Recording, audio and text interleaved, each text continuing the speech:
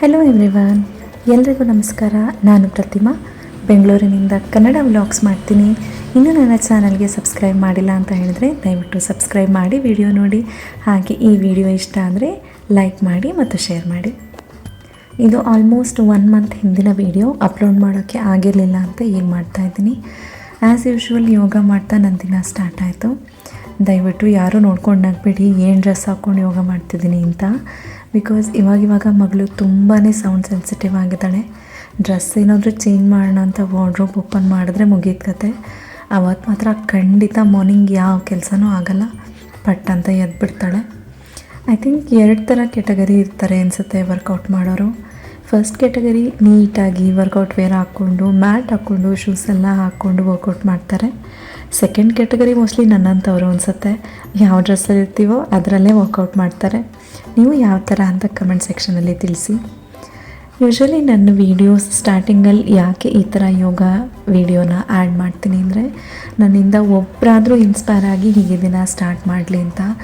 ನೀವೇ ಬೇಕಿದ್ರೆ ಟ್ರೈ ಮಾಡಿ. ಮಾರ್ನಿಂಗ್ ಟೈಮಲ್ಲಿ ವರ್ಕೌಟ್ ಎನಿ ಫಾರ್ಮ್ ಆಗಿರ್ಬೋದು, ಈ ಥರ ವರ್ಕೌಟ್ ಮಾಡಿದ್ರೆ ಫುಲ್ ಡೇ ನಿಮಗೆ ಒಂಥರ ಎನರ್ಜೆಟಿಕ್ ಅನಿಸುತ್ತೆ. ನಮ್ಮ ಫಿಸಿಕಲ್ ಹೆಲ್ತ್ಗೆ ಕಂಪ್ಲೀಟ್ಲಿ ನಾವೇ ರೆಸ್ಪಾನ್ಸಿಬಲ್. ಯಾವತ್ತೂ ಯಾರಿಗೂ ಹೊರೆ ಆಗದೆ ಇರೋ ಥರ ಬದುಕಬೇಕು ಅನ್ನೋದು ನನ್ನ ಆಸೆ. ಏನು ತಿಂತೀವಿ, ಏನು ಕುಡಿತೀವಿ, ಎಷ್ಟು ಕಾಮಾಗಿ ಇರ್ತೀವಿ, ಎಲ್ಲಿ ಎಷ್ಟು ರಿಯಾಕ್ಟ್ ಮಾಡ್ತೀವಿ, ಇದೆಲ್ಲ ನಮ್ಮನ್ನು ಡಿಫೈನ್ ಮಾಡುತ್ತೆ ಅಂತ ನಾನು ನಂಬಿದ್ದೀನಿ.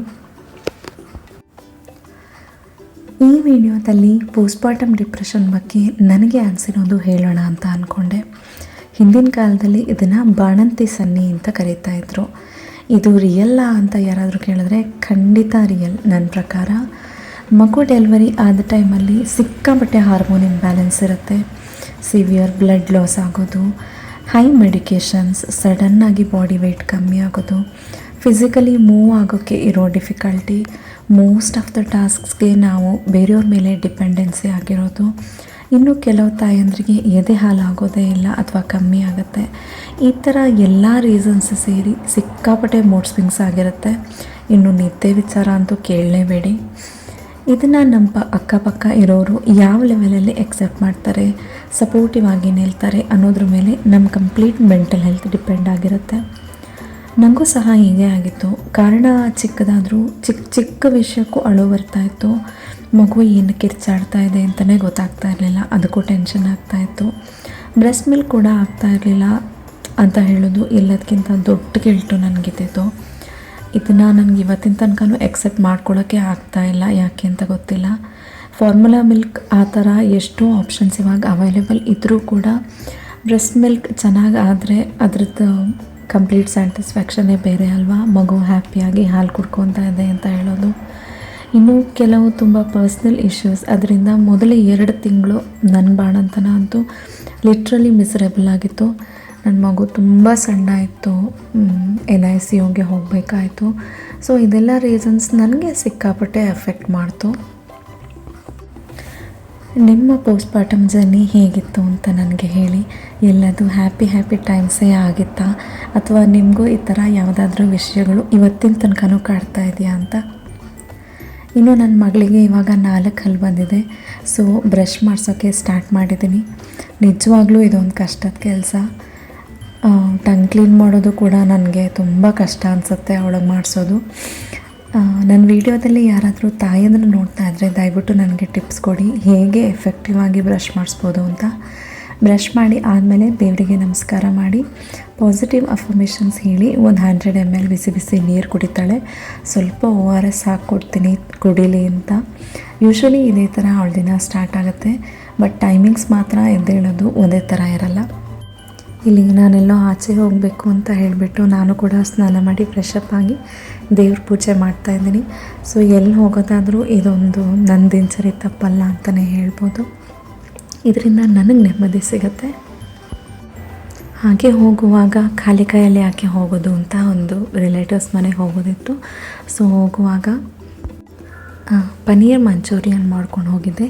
ಸೊ ನೆಕ್ಸ್ಟ್ ನಾನು ಆ ರೆಸಿಪಿ ಕೂಡ ಶೇರ್ ಮಾಡ್ತೀನಿ. ಪೂಜೆ ಎಲ್ಲ ಆದಮೇಲೆ ಮಗುಗೆ ಊಟ ಮಾಡಿಸಿ ಆಮೇಲೆ ನಾನು ಊಟ ಮಾಡಿಕೊಂಡು ಇಲ್ಲಿ ಪನ್ನೀರ್ ಮಂಚೂರಿಯನ್ಗೆ ರೆಡಿ ಮಾಡ್ತಾಯಿದ್ದೀನಿ. ಫಸ್ಟು ಕಾರ್ನ್ಫ್ಲೋರ್ ತೊಗೊಂಡಿದ್ದೀನಿ. ಕಾರ್ನ್ಫ್ಲೋರ್ಗೆ ಸ್ವಲ್ಪ ಜೀರಿಗೆ ಪೌಡರು, ಖಾರದ ಪುಡಿ, ಉಪ್ಪನ್ನು ಹಾಕಿ ಮಿಕ್ಸ್ ಮಾಡಿಕೊಂಡು ಇದಕ್ಕೆ ಸ್ವಲ್ಪ ಬೋಂಡ ಎಲ್ಲ ಮಾಡುವಾಗ ಇರುವಂಥ ಕನ್ಸಿಸ್ಟೆನ್ಸಿ ಇದೆಯಲ್ಲ ಆ ಲೆವೆಲ್ಗೆ ನೀರು ಆ್ಯಡ್ ಮಾಡ್ಕೊಬೇಕಾಗತ್ತೆ. ದಯವಿಟ್ಟು ತುಂಬ ನೀರಾಗೂ ಮಾಡ್ಕೊಂಬಿಡಿ, ತುಂಬ ಗಟ್ಟಿಯಾಗೂ ಮಾಡ್ಕೊಂಬಿಡಿ. ನಾನಿಲ್ಲಿ ತೋರಿಸ್ತಾ ಇದ್ದೀನಲ್ಲ ಆ ಅಳತೆಯಲ್ಲಿ ನೀರನ್ನು ಮಿಕ್ಸ್ ಮಾಡ್ಕೊಳ್ಳಿ. ಪನ್ನೀರನ್ನ ಇದರಲ್ಲಿ ಮ್ಯಾರಿನೇಟ್ ಮಾಡಿಬಿಟ್ಟು ಅಟ್ಲೀಸ್ಟ್ ಒಂದು 15-20 ಮಿನಿಟ್ಸ್ ಆದರೂ ಇಟ್ಟಿದ್ರೆ ಅದಕ್ಕೆ ಚೆನ್ನಾಗಿ ಉಪ್ಪು ಖಾರ ಹೀರ್ಕೊಳ್ಳುತ್ತೆ. ಅದಾದಮೇಲೆ ನಾವು ಇದನ್ನು ಡೀಪ್ ಫ್ರೈ ಮಾಡಬೇಕಾಗತ್ತೆ. ಸೊ ನಾನಿಲ್ಲಿ ಮಿಲ್ಕಿ ಮಿಸ್ಟ್ ಪನ್ನೀರ್ ತೊಗೊಂಡಿದ್ದೀನಿ.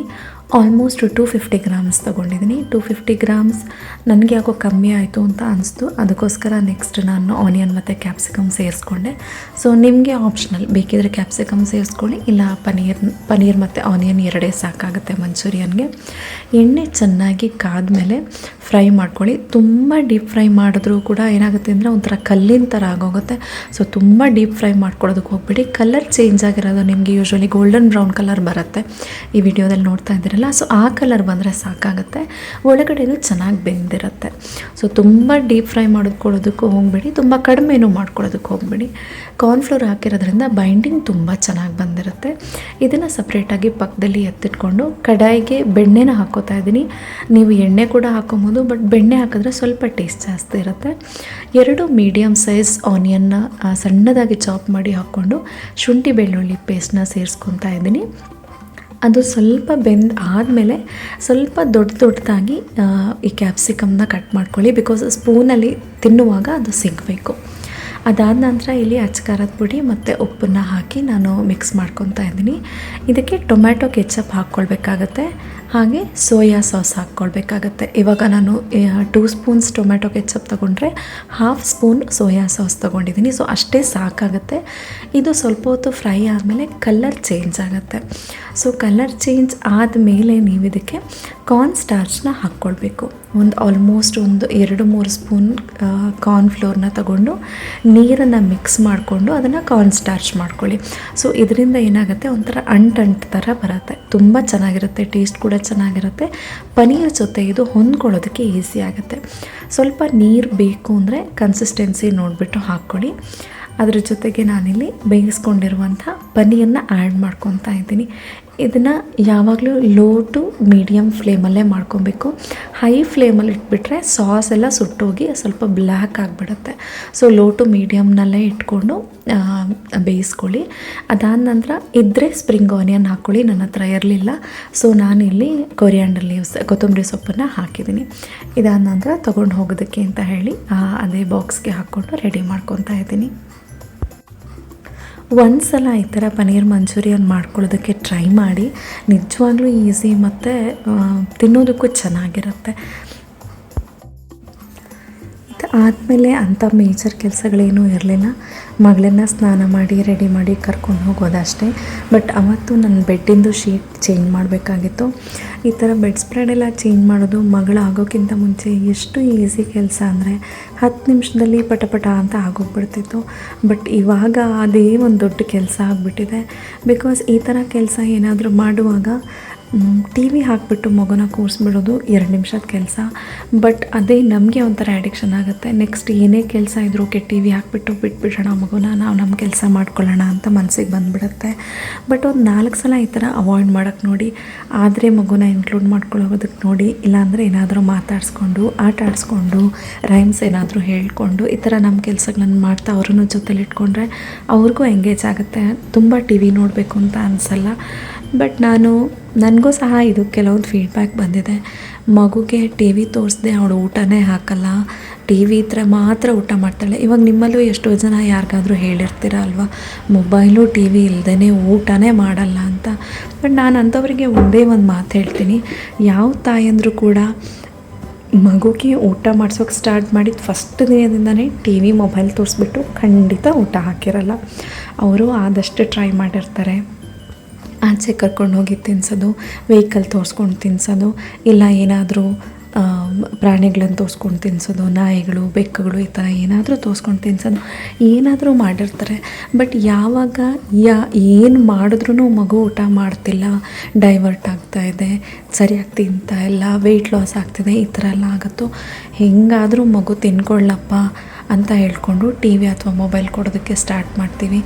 ನಾವು ಎಷ್ಟು ಈಸಿಯಾಗಿ ಜಡ್ಜ್ಮೆಂಟ್ ಯಾರಿಗಾದ್ರೂ ಪಾಸ್ ಮಾಡ್ತೀವಿ, ಬಟ್ ಅದ್ರ ಹಿಂದಿನ ಸ್ಟ್ರಗಲ್ ಅಥವಾ ಅದ್ರ ಹಿಂದಿನ ಜರ್ನಿ ನಮ್ಗೆ ಗೊತ್ತೇ ಇರಲ್ಲ. ಸೊ ಯೂಶ್ವಲಿ ಈ ಥರ ಈಸಿಯಾಗಿ ಕಮೆಂಟ್ ಪಾಸ್ ಮಾಡೋದಕ್ಕಿಂತ ಮುಂಚೆ ಒಂದು ಸಲ ಥಿಂಕ್ ಮಾಡಿ ಅಂತ ನಾನು ಹೇಳ್ತೀನಿ. ಬಿಕಾಸ್ ನಾನು ಅದನ್ನು ಕೇಳಿದ್ದೀನಿ. ಒಂದು ಸಲ 2 ಸಲ ಕೇಳಿದಾಗ ಖಂಡಿತ ಬೇಜಾರಾಗಲ್ಲ, ಒಂಥರ ಸ್ಟ್ರಾಂಗ್ ಆಗಿರ್ತೀವಿ ಅಂತಲೇ ಅನಿಸುತ್ತೆ. ಬಟ್ ಪ್ರತಿ ಸಲ ಇದೇ ಕಮೆಂಟ್ ಕೇಳೋದು, ಎಸ್ಪೆಷಲಿ ಮಗು ಊಟದ ಬಗ್ಗೆ ಆಗಿರ್ಬೋದು, ಇಲ್ಲ ಮಗು ನೋಡಿದ ತಕ್ಷಣವೇ ಹೇಳ್ಬಿಡೋದು, ಎಷ್ಟೋ ತಿಂಗಳಾಗಿರುತ್ತೆ ನೋಡಿ, ಎಷ್ಟೋ ವರ್ಷಗಳಾಗಿರುತ್ತೆ, ಅಯ್ಯೋ ಮಗು ಎಷ್ಟು ಸಣ್ಣ ಇದೆ ಅಂತ ಹೇಳ್ಬಿಡೋದು, ಎಷ್ಟು ಈಸಿಯಾಗಿ ಕಮೆಂಟ್ ಪಾಸ್ ಮಾಡ್ತೀವಲ್ವ. ಬಟ್ ಆ ಥರ ಒಂದು ಕಮೆಂಟಿಂದ ತಾಯಂದ್ರೆ ಒಂದು ಹೋಲ್ ಡೇ ಡಿಪೆಂಡ್ ಆಗಿರುತ್ತೆ. ಒಂಥರ ಬೇಜಾರಾಗುತ್ತೆ, ಅಯ್ಯೋ ಯಾಕಪ್ಪ ಎಲ್ಲರೂ ಹಿಂಗೆ ಹೇಳ್ತಿದ್ದಾರೆ, ಮಗು ಸಣ್ಣ ಇದೆಯಾ, ನಾನೇ ಏನಾದರೂ ತಪ್ಪು ಮಾಡ್ತಾ ಇದ್ದೀನಾ ಅಂತ ಒಂಥರ ಗಿಲ್ಟ್ ಸ್ಟಾರ್ಟ್ ಆಗುತ್ತೆ. ಸೊ ನಾನಿಷ್ಟೇ ಕೇಳ್ಕೊಡೋದು, be a little kind to everyone. ತಕ್ಷಣ ನೋಡಿದ ತಕ್ಷಣ ಏನೋ ಒಂದು ಜಡ್ಜ್ಮೆಂಟ್ ಪಾಸ್ ಮಾಡೋದಕ್ಕಿಂತ ಏನಾದರೂ ಒಂದು ಒಳ್ಳೇದು ಹೇಳಿ. ಎಷ್ಟೊಂದು ಸ್ಟ್ರಗಲ್ ಮಾಡ್ತಾ ಇರ್ತಾರೆ ತಾಯಂದರು. ನಿಮ್ಮದು ಒಂದು ಒಳ್ಳೆ ಮಾತಿಂದ ಅವ್ರದ್ದು ಇಡೀ ದಿನವೇ ಚೆನ್ನಾಗಿರ್ಬೋದು. ಅದೇ ಥರ ನಿಮ್ಮದು ಒಂದು ಜಡ್ಜ್ಮೆಂಟಿಂದ ಇಡೀ ಡೇದು ಮೂಡ್ ಆಫ್ ಆಗ್ಬೋದು. So B a little kind ಅಂತ ನಾನು ಕೇಳ್ತೀನಿ. ಇನ್ನು ಎಂಡ್ ಆಫ್ ದ ಡೇ ಬಂದೇ ಬಿಡ್ತು, ಹಾಗೆ ಎಂಡ್ ಆಫ್ ದ ವ್ಲಾಗ್ ಕೂಡ ಬಂದೇ ಬಿಡ್ತು. ನಾನು ಯೂಶ್ವಲಿ ನೈಟ್ ಮಲ್ಕೋದಕ್ಕಿಂತ ಮುಂಚೆ ಯಾವುದೆಲ್ಲ ಟಾಯ್ಸ್ ಎಲ್ಲೆಲ್ಲಿ ಇರಬೇಕೋ ಅಲ್ಲೆಲ್ಲ ಇಡೋದಕ್ಕೆ ಟ್ರೈ ಮಾಡ್ತೀನಿ. ಬಿಕಾಸ್ ಬೆಳಿಗ್ಗೆ ಎದ್ದ ತಕ್ಷಣ ಒಂದು ನನಗೆ ಯೋಗ ಮಾಡೋದಿರುತ್ತೆ, ಇನ್ನೊಂದು ಹಾಲ್ ನೋಡಿದ ತಕ್ಷಣ ನನಗೊಂಥರ ಖುಷಿ. ನಾನು 90% ಆಫ್ ದ ಟೈಮ್ಸ್ ಹಾಲ್ನ ಇದೇ ಥರ ಕ್ಲೀನ್ ಮಾಡೋದಕ್ಕೆ ಇಷ್ಟಪಡ್ತೀನಿ. ಬೆಳಗ್ಗೆ ಪೀಸ್ಫುಲ್ಲಾಗಿರುತ್ತೆ ಅಂತ. ಕಿಚನ್ ಕೂಡ ನಾನು ಇದೇ ಥರ ಕ್ಲೀನ್ ಮಾಡಿಟ್ಟೆ ಮಲ್ಗೋದು. ಬಿಕಾಸ್ ಬೆಳಗ್ಗೆ ನನಗೆ ಪಾತ್ರೆ ಕ್ಲೀನ್ ಮಾಡೋದಕ್ಕೆ ಹೆಲ್ಪ್ ಬಂದರೂ ಕೂಡ ಸಿಂಕ್ ಆಗಲಿ, ಕಿಚನ್ ಕೌಂಟರ್ ಟಾಪ್ ಆಗಲಿ ಕ್ಲೀನಾಗಿದ್ರೇ ಚೆನ್ನಾಗಿರುತ್ತೆ, ಮನೆ ಚೆನ್ನಾಗಿರುತ್ತೆ, ನನಗೆ ನೆಮ್ಮದಿ ಅಂತ ಅನಿಸುತ್ತೆ. ಅದಕ್ಕೋಸ್ಕರ ಸೊ ಟೈಮ್ ಲ್ಯಾಪ್ಸಲ್ಲಿ ಈ ವಿಡಿಯೋ ನೋಡಿದಾಗ ನಂಗೆ ಅನಿಸ್ತು, ರಿಯಲ್ ಲೈಫಲ್ಲೂ ಇದೇ ಥರ ಪಟ ಅಂತ ಎಲ್ಲ ಕೆಲಸ ಮಾಡೋ ಹಂಗಿದ್ರೆ ಎಷ್ಟು ಚೆನ್ನಾಗಿರ್ತಿತ್ತಲ್ವ. ಇದು ಒಂದೇ ಒಂದು ಟಾಸ್ಕು ಆಲ್ಮೋಸ್ಟ್ 15 to 20 ಮಿನಿಟ್ಸ್ ತಗೊಳುತ್ತೆ. ಗೊತ್ತು ಮಾರನೇ ದಿನ ಇದೇ ಥರ ಆಗುತ್ತೆ, ಮಕ್ಕಳಿರೋ ಮನೆ ಹೀಗೆ ಇರುತ್ತೆ ಅಂತ. ಬಟ್ ಹೆಂಗಾಯ್ತಾ ಹಂಗಿರೋದಕ್ಕಾಗೋದಿಲ್ಲ ಅಲ್ವಾ. ಆದಷ್ಟು ಟ್ರೈ ಮಾಡ್ತೀನಿ ಮನೆ ಕ್ಲೀನಾಗಿ ಇಟ್ಕೊಳ್ಳೋಕ್ಕೆ ಅಂತ. ಮೊದಲಿನ ಥರ ಆಗದೆ ಇದ್ದರೂ ಇವಾಗ ಎಷ್ಟು ಚೇಂಜ್ ಆಗಿದ್ದೀನಿ, ನಾನು ಕಲ್ತಿದ್ದೀನಿ, ಹೀಲ್ ಆಗ್ತಾ ಇದ್ದೀನಿ ಅಂತ ನಾನು ಅನ್ಕೋತೀನಿ. ಸೊ ಇವತ್ತಿನ ವಿಡಿಯೋ ಇದಾಗಿತ್ತು. ನಿಮಗೆ ಈ ವಿಡಿಯೋ ಇಷ್ಟ ಆದರೆ ದಯವಿಟ್ಟು ಲೈಕ್ ಮಾಡಿ, ಶೇರ್ ಮಾಡಿ, ಹಾಗೆ ನನ್ನ ಚಾನಲ್ನ ಸಬ್ಸ್ಕ್ರೈಬ್ ಮಾಡಿಕೊಂಡು ನೋಡಿ. ನಿಮ್ಮ ಒಂದು ಲೈಕ್, ಒಂದು ಕಮೆಂಟ್, ಒಂದು ಶೇರ್ ಕೂಡ ನನಗೆ ತುಂಬ ವ್ಯಾಲ್ಯೂಯಬಲ್.